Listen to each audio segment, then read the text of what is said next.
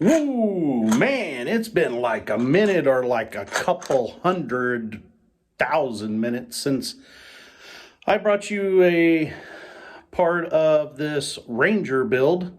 So, great news. We finally got bolts.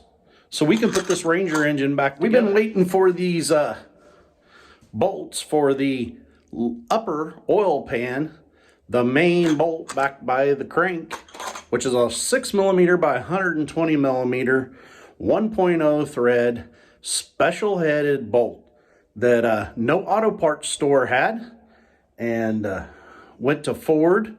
They said there was only one in captivity in the United States at the other dealerships that they checked. They wanted like $57 for that one little bitty bolt. Well, after much extensive looking, finally got on the old Amazon and found us 5 stainless steel. They are a different head bolt for significantly less money, and I just got them in. So stick around. We're going to put on the upper oil pan, the lower oil pan on the 4.0 single overhead cam engine for our Ranger. Stick around.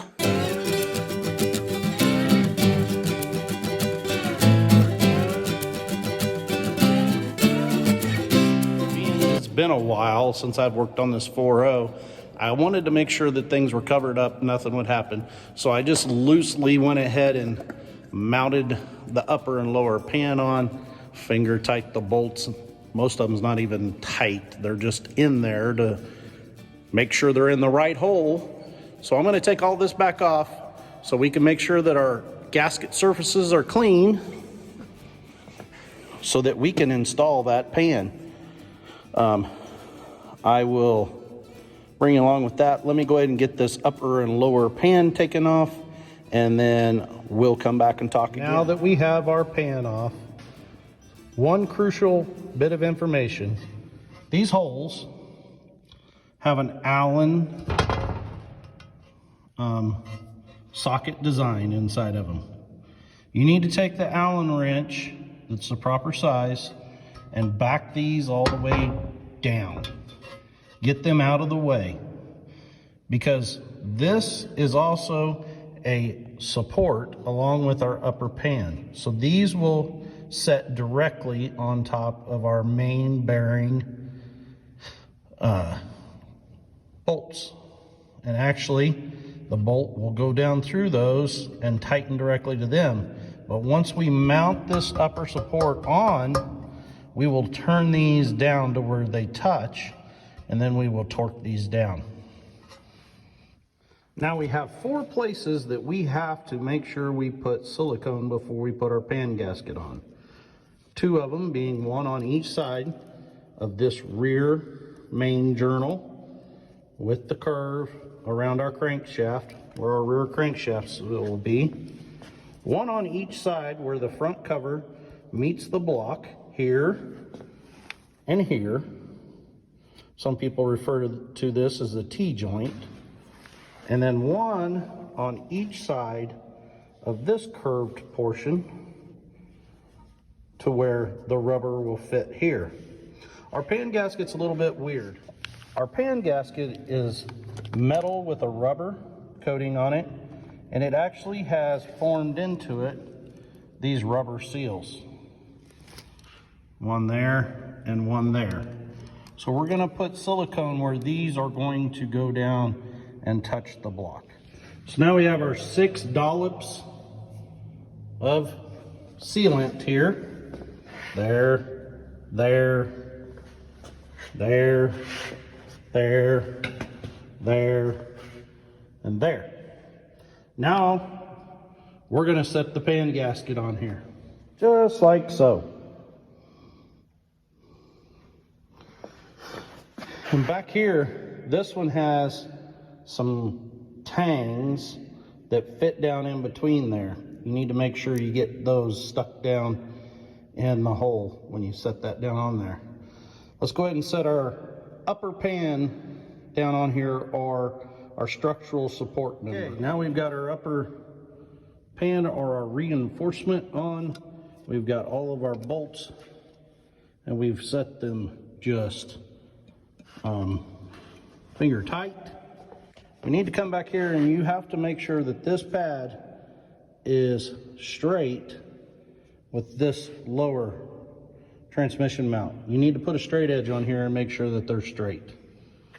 Now we've got the one long weird bolt that we've been waiting right here. I did get it with Allen instead of Torque's head. This bolt and this bolt, and there's one nut here and one nut right there. Those are all 89 inch-pounds. All the rest of these, all the way around, are 120 inch-pounds. Now, we have not done any of these structural support bolts yet. And remember, those inserts are backed out all the way towards this direction, so they're not touching. So we're gonna torque down our perimeter bolts. Now that we're straight, everything's good here, we're gonna go ahead and torque down those. And my silicone's gonna start drying out, so I've got to get busy here. Okay, now all of our threaded inserts in here, we will screw them down just till they touch. It says 27 inch-pounds, and it is a 7/16 Allen. Well, my 7/16 Allen is in a 1/2 inch drive. I don't know of any 1/2 inch drive torque wrench that'll go down to 2.2 foot-pounds. So we'll run them down till they touch and just finger tight. Okay, now we've got all our inserts, which if you look real close, you can see them down in there.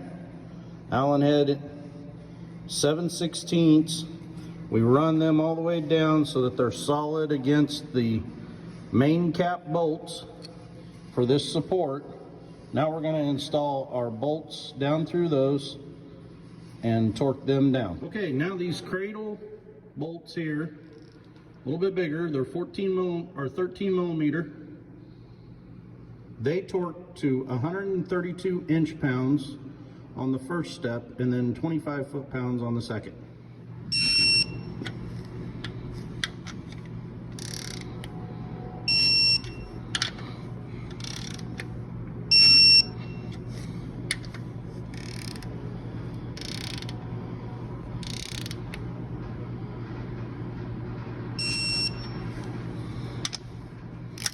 There isn't a real pattern, so just crisscross and go back and forth. Just don't start at one end and work your way to the other. Should have run this one down in here further.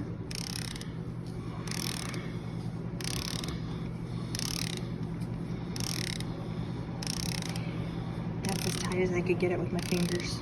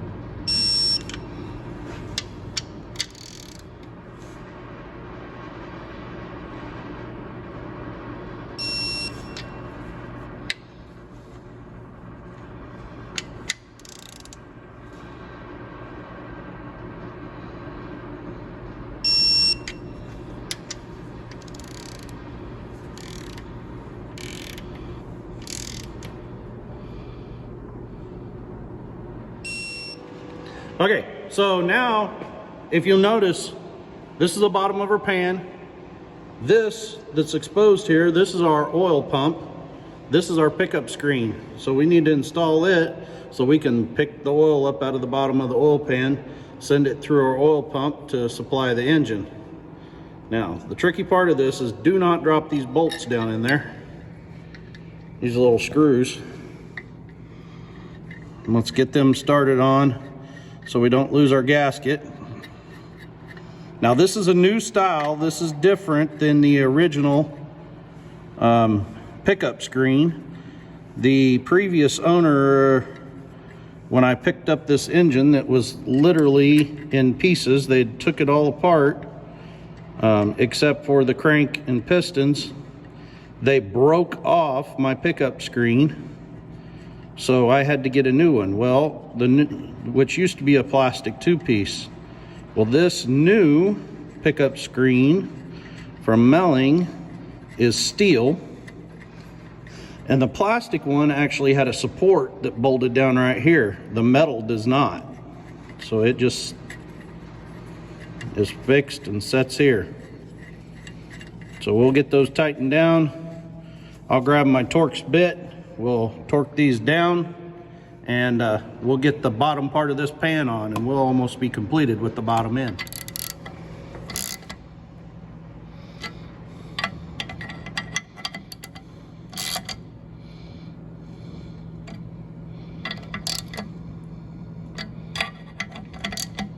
The only thing left now to do is put our lower oil pan on with our drain plug. We'll put the gasket on.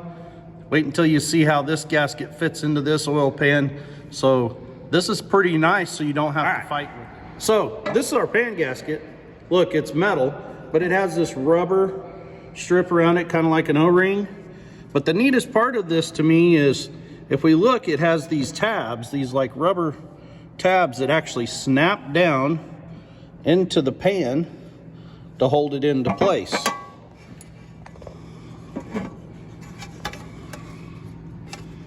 So we push it in, and those tabs come up through that pan and they snap into place.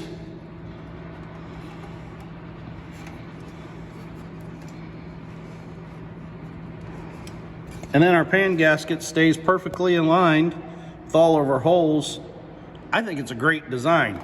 There's not a lot about this engine that I think is a great design, but I love these types of pan gaskets and everything. If we go back to the old Fords, like the 300 straight 6 or 4.9 liter inline fuel injected, I had one of those that I overhauled, and that pan gasket was just a rubber gasket, and I actually fought with it pulling or blowing out the side of the in between the pan and the block. This will prevent that from happening with this. So let's get this put down.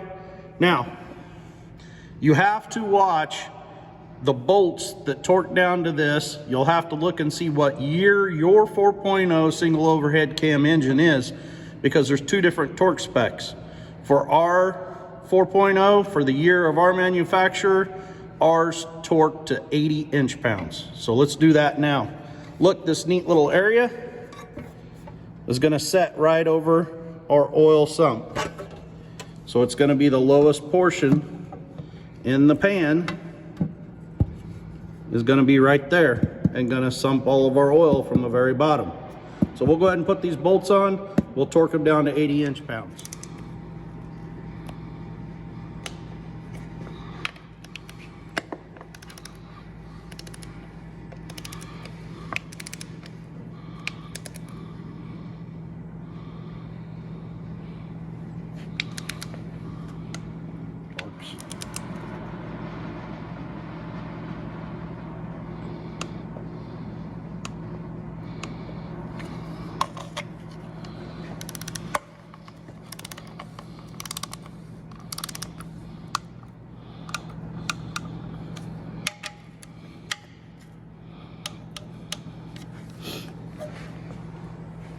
Okay, and being that we're here on the oil pan, we're overhauled. Let's see if we got a gasket for this drain plug right here, and go ahead and put a new gasket on it so that we don't have to worry about any kind of leaks there either. So we've put a brand new O-ring right here, so we don't have to worry about that anymore.